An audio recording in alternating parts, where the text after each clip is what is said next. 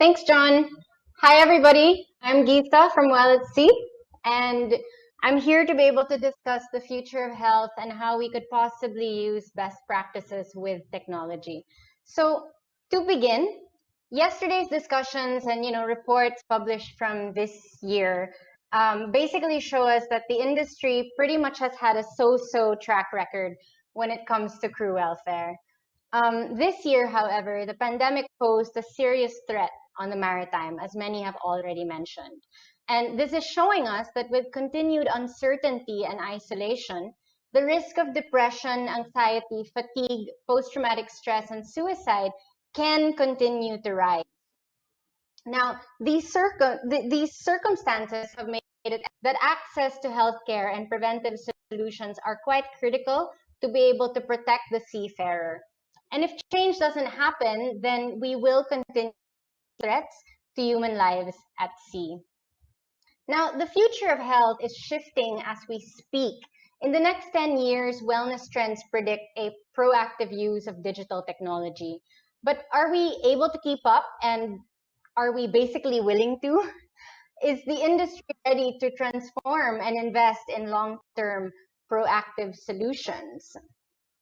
But before we look into that, I'd like to show us an overview of the health state of the state of our health system right now. Um, in the Philippines, there is one doctor to every 26,000 people. The global average is one to every 6,000. Now, when it comes to mental health professionals, there are two to three for every 100,000. In 2011, the Bulletin of the World Health Organization looked at the mental health workforce gap in low and middle income countries. And they basically discovered that there were large deficits of full-time staff. Now, for my graduate research, I focused on health behavior Filipino in relation to weight loss programs. And my findings showed me that cultural influence had quite a lot to do with how health was perceived and approached. So this tells us that culture affects health behavior. Yesterday, there were good points that were made on establishing culture to be able to drive strategy. And in health, it's pretty much the same. So our assumptions and beliefs towards health basically affect the way that we act on health. So this is also known as social learning. The theory suggests that what we pick up from observing other people and our experience in society can affect the development of our personality. So this in turn contributes to what we call our self-efficacy. So Albert Bandura, a psychologist, believed that self-efficacy was core to will and action. Now, this whole model of beliefs, assumptions, and behavior and apply this to the health culture today, it would look something like this. The assumption is that doctors and health professionals me, which is on another person. And this is what we call the treatment paradigm. In this paradigm, our point of neutrality is referred to as the absence of illness. So basically, we're not feeling anything, then we must be well. So there are signs or symptoms of disease. It is treated only to return to the neutral. So this creates behavioral cycles of what we call automaticity, mindlessness, and unconscious habits. Now, automatic behavior cycles, basically going with the flow, not really questioning or looking to other modes of being, can make or break a community or organization. What do I mean by that? Well, if we take a look at one of the habits and behavior cycles, particularly in health, on a normal year, would look like this. They go for pre-employment medical exams, they join a ship, they go to work, and then home. But what do you think is missing? Well, some of the crew that I have talked to never really understood what something as simple as BMI means, because to them, it was just a number. And what mattered to them were the words fit to work. Okay. And this shows us that this is a habit, it's a cycle, and a mindless, unconscious behavior that we have made an industry culture, particularly when it comes to health. So our systems have primed crew to aim for minimum, thus creating poor health habits. Now, the basal ganglia is an area of the brain that basically holds this. It tells us that culture is quite deep seated. So, if we want to be able to change it, it is possible. Self regulation, on the other, enables us to be able to guide our thoughts, our feelings, and behaviors in a purposeful manner, just so that we aren't impulsive as controlled by our cortex. Now, research shows us that self-regulation is something that we develop by learning, and it's enhanced through other internal resources like self-monitoring and so forth. Now, if efficacy and regulation are significant areas of behavior, what can we do to enhance these and shape our future? All right, so if we take a look at the socio-ecological model, we see that there are 5 stages. There's the individual, the interpersonal, the organizational, community, and if we want to be able to see change happen in our community, then we need to be able to apply social interventions wherein individual behavior, social networks, working conditions, and global policies are enhanced programs. But how to do this, and what would it take to be able to shift or to change the culture of health towards improving health behavior and prevention? Is there beyond the treatment paradigm, and what will it take to be able to get there? Well, the wellness paradigm tells us that if we want to be able to move towards better health behavior, then we need a shift from dependence to empowerment.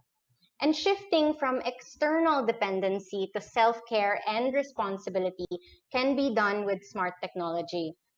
Through smart technology, we introduce self-monitoring habits through digital platforms, and evidence already shows us that increased self skills in self-efficacy and self-regulation. Basically, we need to be able to have a system that promotes well-being rather than just reacting these episodes. This way, we can move towards awareness, education, and a higher level of wellness on this continuum. Now, to be able to support mental health, we can empower crew by developing first responders on board ships. As Dennis of BW has already presented, Well at Sea was able to do this as a response to the pandemic by deploying psychological first aid on more than 200 ships, by allowing them to do it and to practice the skill amongst each other. That meant, they would do it together in groups, and they did this alongside other mental health tools. The goal here was really to be able to safeguard the mental and physical well-being of teams through our digital form. I suppose you could call it what we call time learning. We know from Michael's presentation yesterday, Marie Performer, 60% of learning is effective when it's applied in the actual setting. So with a shortage of health experts globally and limited access to care, I figured it was high time to equip crew on board soft skills that would help them basically help each other, and not just each other but people back home. Okay? Skills practically can basically derive sustainable outcomes. What is that there is a strategic and chain of behavior patterns that support the birth of a new culture. So again, culture doesn't happen overnight, and many actions are needed to be able to move interventions forward and become sustainable. But digital technology help transform unsustainable healthcare systems into sustainable ones by equalizing the relationship between professionals and patients. This means you give them better control and monitoring of their own health. And in psychotherapy, this is what we call a collaborative relationship, wherein we set goals together and the client can choose actions that would benefit them. This actually results counted through goals. Next, also happen that research shows us that gamification techniques actually help individuals take an active role in their care. And it also provides opportunities in health education. In fact, there is growing evidence that techniques can have cost effective and health improving outcomes for people of all ages. Now, games as a key tool can be used to promote behavior change because we see that they stretch over long periods of time. And this can help people quit addictive habits and actually gain skills. As you saw also in Dennis's presentation earlier, actually help create collective efforts for health improvement, wherein it builds friendly competition. So we see that in Well at Sea. It can also motivate individuals to be able to, stick to health goals and make healthier decisions. And it helps them create goals for themselves and to progress towards them. Now, over the month April to July, Well at Sea used gamification to be able to push out the message of mental health awareness. We created intervessel challenges like push up to push out mental health and developed opportunities to be able to build health culture by nudging behavior in common areas, bathrooms, and cabins that encouraged meditation, exercise, and group cohesion. Another way that change can is if we consider full health cycle monitoring. Sorry. Okay, yeah. So another way that change can happen, as I said, is if we consider full health cycle monitoring. So instead of sticking to PME results and fit to work stamps, we may want to consider actually collaborating on goal. Well at Sea today is quite proud to be able to be working closely with some clinics in the Philippines. And while we know that these are just small steps, we certainly see that so much more can be done in this direction. In response to this crisis, the Well at Sea platform has also been used to be able to enhance the experience of quarantine for facilities in the Philippines. This ensures us that psychosocial activities, or it ensures that the crew, have activities that they can do while they are in isolation. So going back to empowerment, this is really about showing and having them apply this to their own lives. Now, with full health cycles, we can enhance our care control. This actually enables care coordinators, or in our case, community managers, to remotely monitor and manage a cohort of individuals via dashboards. In Well at Sea, we have about one person for every 50 shifts, basically engaging them into our program and what needs to be done. And finally, we had many discussions this year about how we could possibly move forward with the likes of, maybe having safety officers or adding a medical personnel on board. But as I come to the end, I'm just trying to click on my slides. But basically, here's what I think. Sorry, could we go to the next slide, please? It's not working.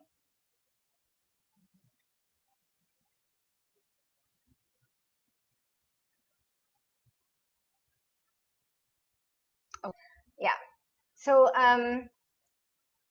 as I was saying, what I think is that we need to be able to draw on the strengths of our teams and our people instead to be able to build from within. And this can be done by developing teams of wellness ambassadors, people inside the group who can help shift culture. With Well at Sea, we help develop the culture around key individuals on board the ship, including the master. And our experience and research has actually shown us that many actions are needed to be able to shape culture. But in order to change this, there has to be a strategy and a methodology. Now, psychology as a science uses systematic methods to bring behavior and mental well-being to a balance. And at Well at Sea, we use evidence-based techniques that can fulfill the long-term goal and vision. So you see, last slide, the future of health is actually not so far into the future. In fact, there are elements of it that we are already using. What matters is how we collaborate to be able to sustain and develop this further. So from the way I see it, evidence-based strategies, culture shift, and health education can definitely contribute to the increase in preventive care. So whether we are looking at secondary or tertiary prevention models, what we do as professionals will only help us if we are willing to empower the people. Last slide. So on that note, thank you so much. And if you have any questions or if you'd like to get in touch, please feel free to contact me. And thanks again so much for the time.